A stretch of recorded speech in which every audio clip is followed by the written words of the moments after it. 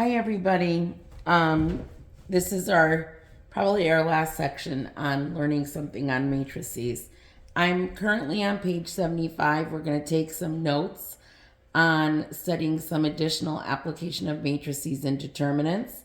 And then in addition to that, we are going to finish off 16.9. So in order to study some additional applications of matrices, I just wanted to review with you the formula for finding the area of a triangle, which you've already learned how to find the area of a triangle. That if you're given 3 points, you set it up in this determinant and take plus or minus half of it. Of course, plus or minus indicates that you just want to take the appropriate sign, so always take the positive area. An example of this one is at the bottom of page 75, but you don't have to do this one. If you want to try it, you can turn off the screen and try this one. But the work, I think this was shown to you before, is on the next page, and you can find the answer to this is 1.5 square units. Now, the reason I do a brief review of this for you is because on page 77, you are going to find out what happens, and we've already spoken about this, if you do get 0 when that happens. So, and that actually helps us with an application soon. So what if the 3 points in example 1 had been on the same line? Then the area is 0, and there's no such thing as the area being 0. So what we do, so that means the lines were collinear. We've talked about this before, that's why I'm saying this again. So if we were to do this one and we said, let's find the area of this one, we could do this together, plus or minus 1/2, or you can turn off the screen if you want to and try it on your own, and put in our -2, -2. Of course, the 1, 1, 1 is going down. And then we get our 1, 1, we're going to put that in, and 7, 5. And of course it doesn't even matter the order of this, because the order of which ordered pair you put in. So I'm going to go across with these numbers over here. That's the path I chose. You don't have to choose that path. -2 times 1, 1, 5, 1 minus a -2 times 1, 1, 7, 1 plus 1 times 1, 1, 7, 5. And that equals -2 times -4 plus 2 times -6 plus 1 times -2, giving us 8 plus -12 plus -2, giving us -6. But when we take the plus or minus 1/2 of it, which we want the absolute value of it or the positive version of it, it's 3 square units as far as area goes.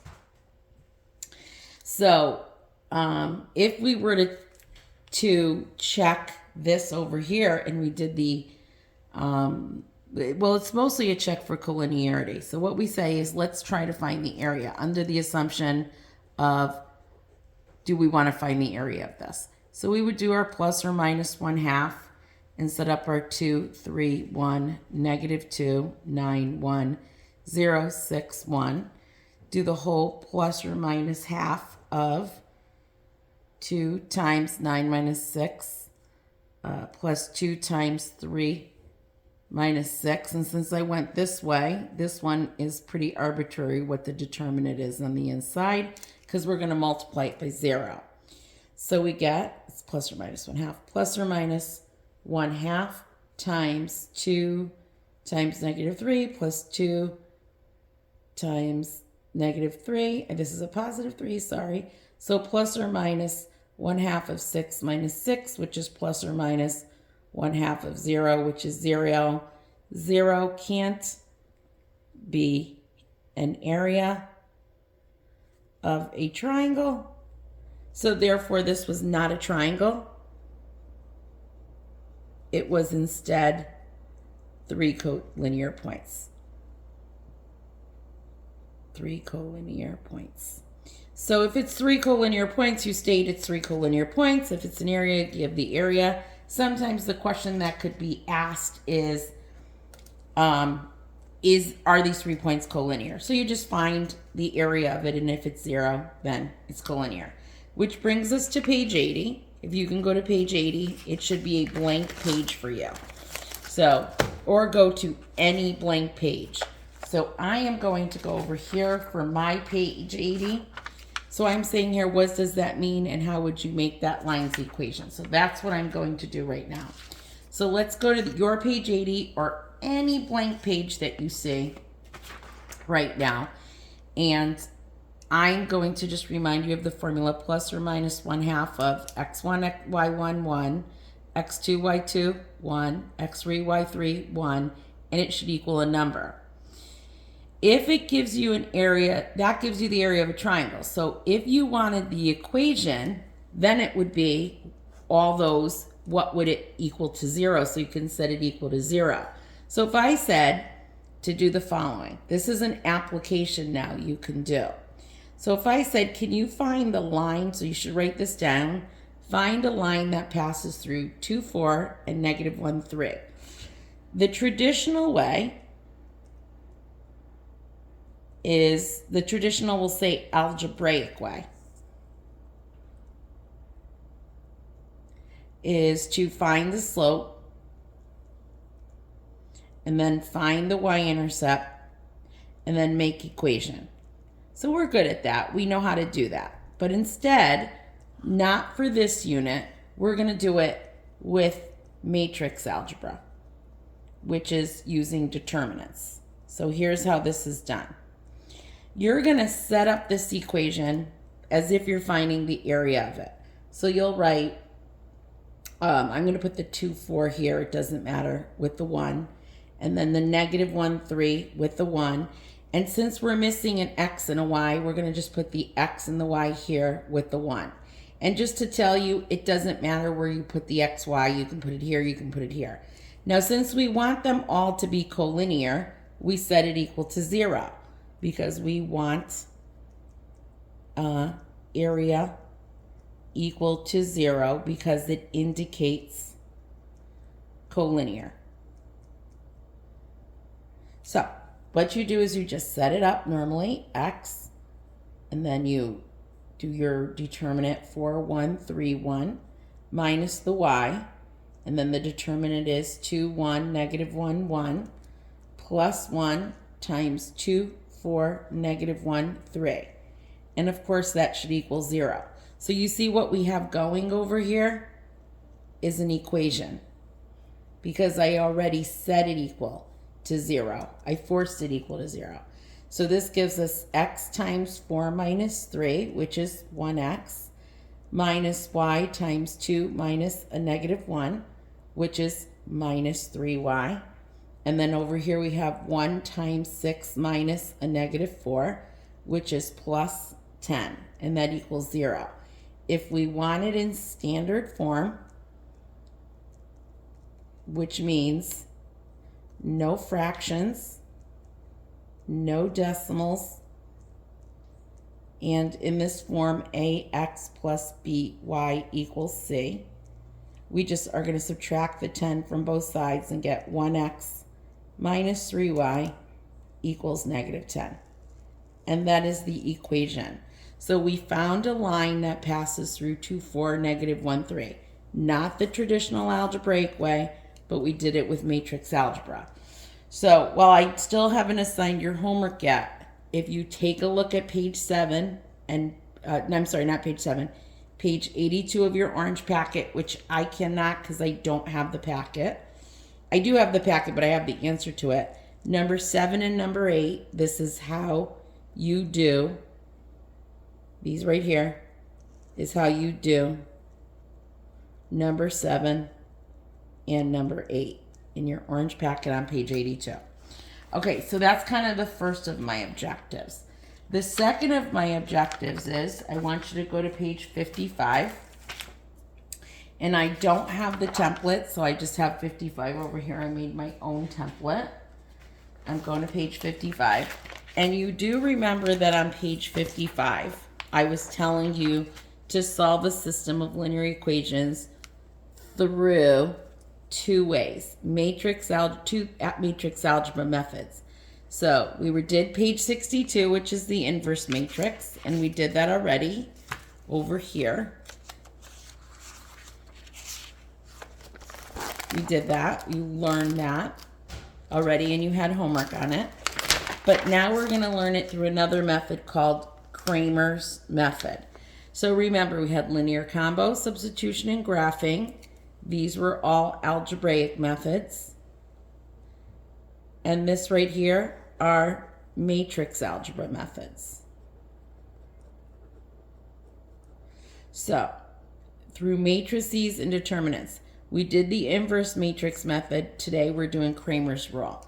So in order to go to Cramer's rule, let's go to page 56, and I'm going to show you Cramer. I think yours have a darker picture of this, but it's not this Cramer. This is the Cramer from Seinfeld's. If anybody's a fan of Seinfeld's, this is that funny Cramer. But the real Cramer is Gabriel Cramer, who is a Swiss mathematician who worked on analysis and determinants. He's best known for his formula for solving simultaneous equations, which we call systems of equations. And he does it with determinants. And that's what I'm going to show you today. So that can be found on page 57. This is page 57. Unfortunately, I do not have the template for page 57. So you are going to, right now, go to page 57. Okay, so here is Cramer's rule. If you have a system of equations that look like this, ax plus by equals, I'm going to call it E. E is what's normally, it's called in Cramer's rule way.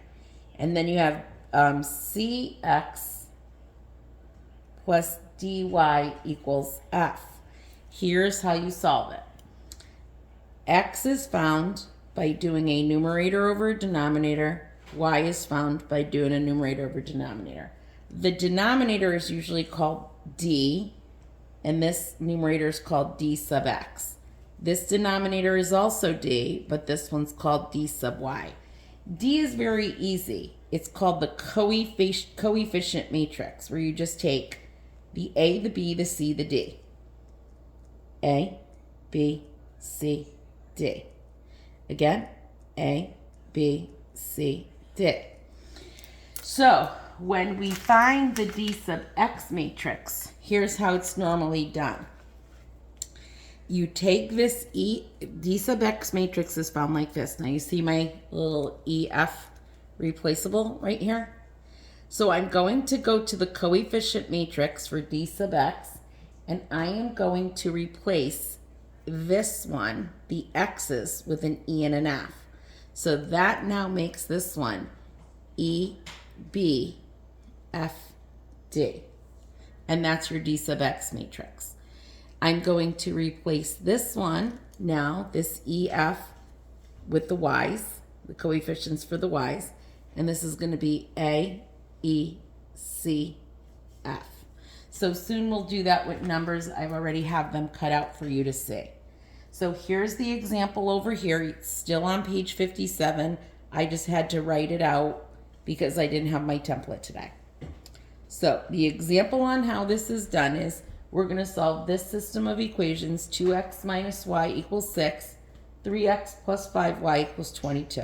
So in order to find the x value of this, and remember, our answer is going to be an ordered pair because it's a system of equations. So in order to find this, we're going to do the coefficient matrix for the x and the coefficient matrix for the y. And it's down here. That's usually called your D. So this is going to be your A, B, C, D, which is 2, -1, 3, 5. Same for this one. 2, -1, 3, 5. Now we're going to take this 622 that's on the end over here, that's 622. And if we want to find the D sub X numerator of that, we're going to take the 622 and replace it with the 3, 5. We are going to replace the 2, 3. So therefore, we're going to get 6, negative 1, 22, 5. And in order to get this d sub y, we're going to replace it over here, and we're going to do 2, 6, 3, 22. And now all you have to do is some very easy work with determinants. Really, all you have to do is say 30 minus a negative 22 over 10 minus a negative 3, which is 52 over 13, which is 4. So that's the 4 in that ordered pair. And for this one over here, we're going to do 2 times 22, which is 44, minus 18, which will give us 26. And back to this one, we already know this one. This one's going to be 13 because we got 13 already. And this one comes out pretty nice. It's 4, 2. So that's how you do the work of it. And if you actually go to this page I wrote using Cramer's rule, if you look at the middle of this page over here, this shows you all the work for it. Right here, we just did this right over here. I just had the work done on it. That's why I couldn't show it to you. So you can use determinants to solve a system of linear equations. The method is called Cramer's rule. It's named after the Swiss mathematician Gabriel Cramer. And he took this coefficient matrix. Remember, this is the coefficient matrix. And he puts that on the bottom. I don't know if they call it determinant A. But then you do the replacing EF to the X and the replacing EF to the Y's. And then you figure out these matrices, these determinant over the other determinant. And you notice the denominator for X and Y is the determinant of the coefficient matrix of the system.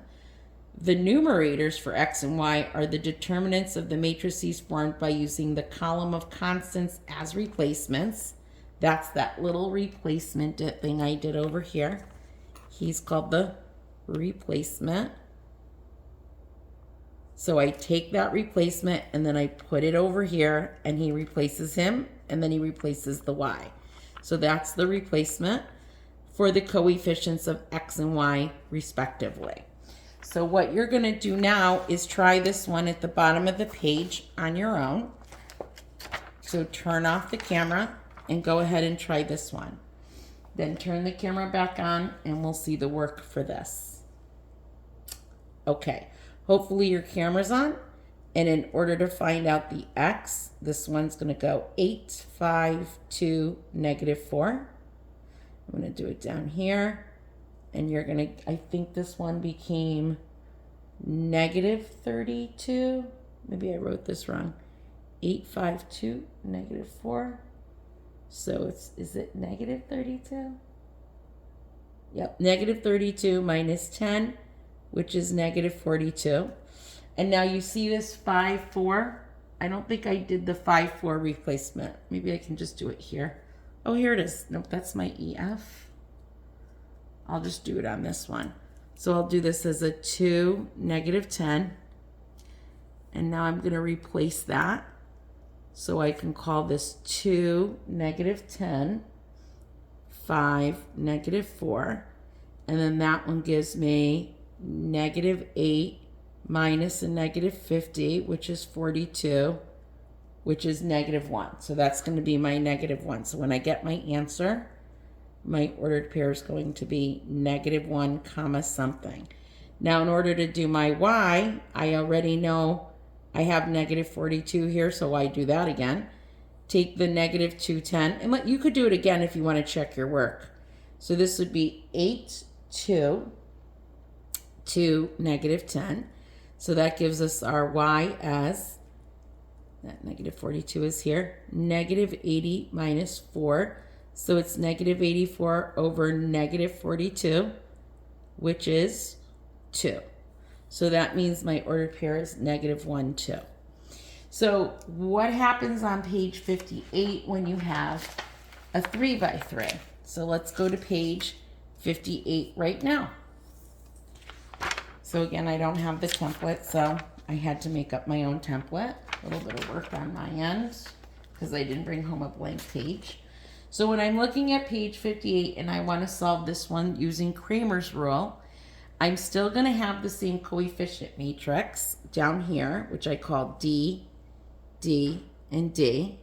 But this guy's going to be your D sub X, he's going to be your D sub Y, and he'll be a D sub Z.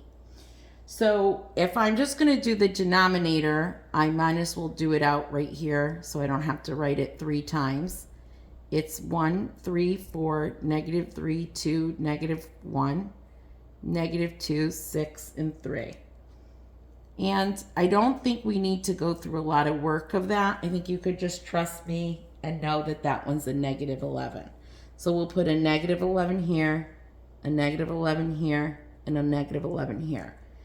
I want to see if you guys can replace these right now. So turn off your camera and give me the D sub X matrix, the D sub Y matrix, and the D sub Z matrix. Go ahead. Okay, now that you did that, I'm going to take my 9, 20, and 25, put it right here, and make that 9, 20, 25. And over here, it's going to be in the middle, 9, 20, 25. And over here, it's going to be at the end, 9, 20, 25. So as I replace it, that becomes negative 2, 3, 2, negative 1, negative 2, 6, 3. So this one over here, when I replace it, I get 1, 3, 4, 9, 20, 25, negative 2, 6, and 3. Here, when I replace it, I get 1, 3, 4, 9, 20, and 25. So let me just check my work. Negative 3, 2, negative 1, because there's no students out there that can tell me if I'm doing it wrong. So I'm checking myself right now. 1, 3, 4. Okay, great. If you want to check any of these, you can turn off your camera. I don't think it's necessary. I'm just going to show you how this one is done. There's a negative 22 over a negative 11, therefore giving you a 2. This one is 55 over 11, therefore giving you a negative 5. And this one is negative 44 over negative 11, therefore giving you a 4. So your ordered pair ends up being your ordered triplet, negative 2, negative 5, and 4. Okay, now towards the middle of the page, this is something else that Cramer's rule allows you to see, because there's 3 types of things that happen when you have a system of equations. You have these and now we're talking, 2 equations with 2 variables, okay? So you'll either have 2 parallel lines, which means no solution. You'll have 2 intersecting lines, which is 1 solution, or you'll have an infinite number of solutions because they're the same line. So this is really important to know that, so that you could almost stop your work. You don't want to be doing, well, these pens aren't the greatest. No solution, 1 solution, or infinite solution. Now you might want to zoom in on this.